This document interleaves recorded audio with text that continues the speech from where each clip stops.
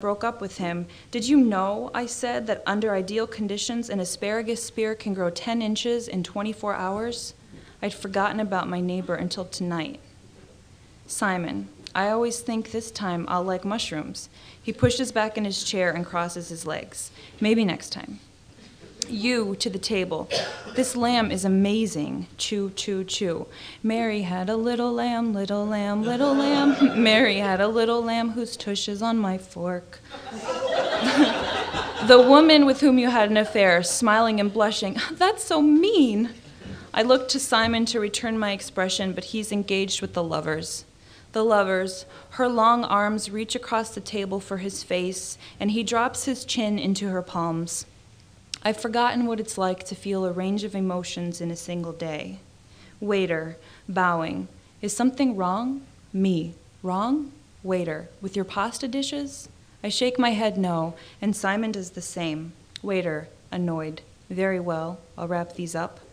You and the woman with whom you had an affair finish eating, and the waiter takes our coffee order. Simon, sugar, no cream. Me, cream, no sugar.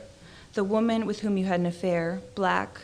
You, after debating between Earl Grey and coffee, you order coffee, black. The waiter follows his outstretched arms into the kitchen, and a few moments later appears with a tray of coffees. One by one, he lowers a cup and saucer from above each of our heads like birthday cakes we aren't expecting. Then he leaves and returns with the dessert tray. Waiter, leaning forward. This is the raspberry ginger sorbet. This is the prune tart. This pretty one is the Chinese lantern. This, with the lady fingers, is the accordion. This is the Brooklyn brownie. And this is a petite madeleine. The woman with whom you had an affair, sucking in her stomach and patting it. Just coffee for me. Simon, to the waiter. Do you have any lemon tarts? Waiter. No, sir. Only what I have here on this tray.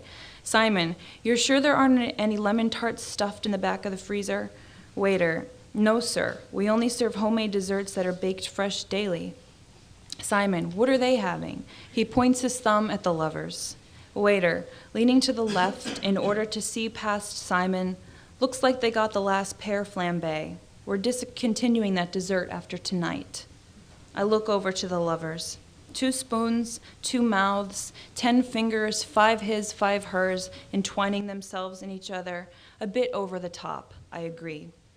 She reaches for his wrist and turns it toward herself. Clearly they are late for something because the lovers set down their spoons.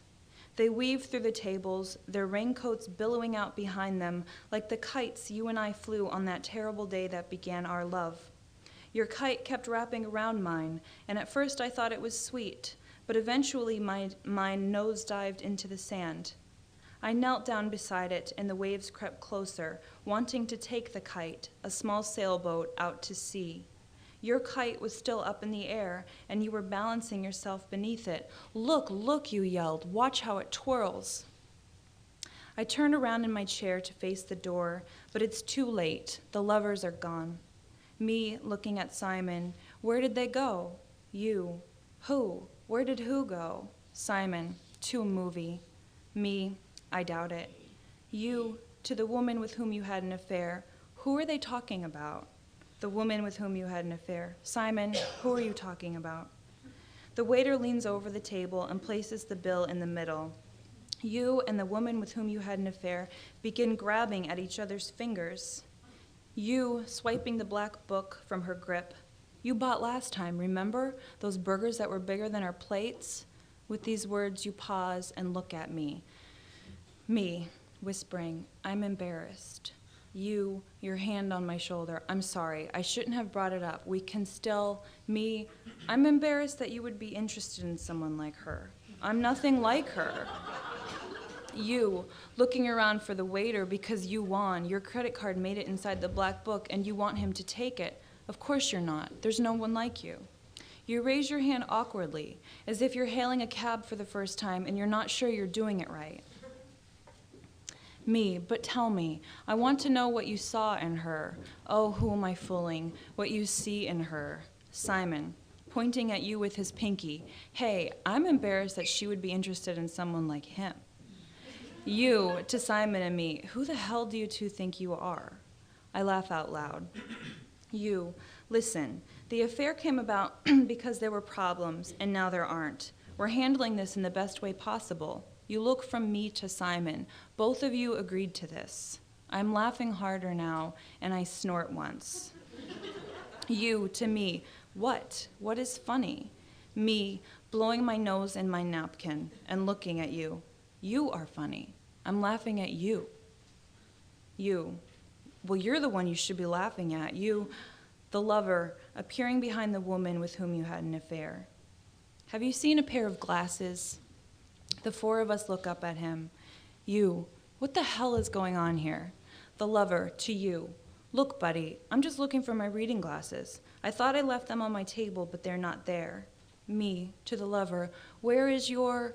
The lover, she's out there. He points to the door, waiting for me. Just forgot my glasses, that's all.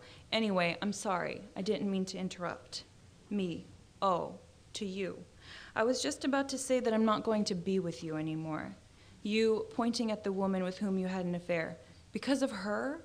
The woman with whom you had an affair, to you. You told me you were falling in love with me and that maybe one day things would work out so we could, the lover, to her. And you believed him? Me, apparently. You, to me, come on, you don't mean it, you're just upset. Me, but I'm not upset. I've been upset for 4 years and I'm not anymore. You, what are you talking about? You've been upset for 4 years. I only saw her, again, pointing at the woman with whom you had an affair for 6 months. Simon, to the woman with whom you had an affair. 6? He looks from her to you, then back to her. You mean you two didn't get your story straight before a big night? The woman with whom you had an affair reaches into her purse and pretends she is looking for something very important. Simon, to me, you want to split a cab? Me, no, thanks. Simon stands up. Me, to Simon, but I'll walk out with you. You, to Simon and me, I knew it. I knew it all along. I knew you two were seeing each other. Simon starts for the door. The lover follows him, and I follow the lover. Me, to the lover as we step into the night, but I don't see the lover. She's holding a cab somewhere. He scans the curb. There she is. See? The lover's lever is pushing against the grill of a taxi to keep it from moving forward. The driver is yelling and swearing out his rolled-down window. The lover's lover, calling from the street, "Are you ready, my love?" The lover, to Simon and me, "Well, looks like we're off." The lovers disappear into the yellow of the taxi, and the taxi, huffing and puffing and chugging along, disappears into the side mirrors of other taxis. Me, to Simon, when we can no longer see the lovers, "It was a pleasure meeting you." Simon, and you. I take a step backwards, and a crunch erupts from under my foot. Simon, what was that? Me, nothing.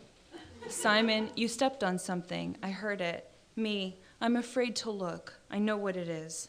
Simon, bending down to the pavement, he picks up the lover's glasses. You snapped off the right arm. Me, reaching for the glasses, holding them up to the streetlight. The lenses aren't cracked. I look more closely. I should get these to him. He probably can't read without them. Where do you think they went? Simon, I don't know where lovers go. Me, stepping backwards toward the restaurant. I'll check inside. He might have left his information with the host. Maybe I can catch him before they've gone too far. Simon, handing me the broken arm. You should take this. Me, thanks. Well, I guess this is good night. Simon, good night. After a brief handshake, I watch Simon walk down the street, becoming smaller and smaller before getting into a cab. I reach into my pocket and pull out the glasses. I set them on my nose and fit the left arm behind my ear. Hazy shapes begin fusing and breaking apart, like organisms on a microscope slide. My eyes focus and the images sharpen. Then, clarity. The world stops. The streetlights turn red, and the moon, as you would expect, is enormous. Thank you.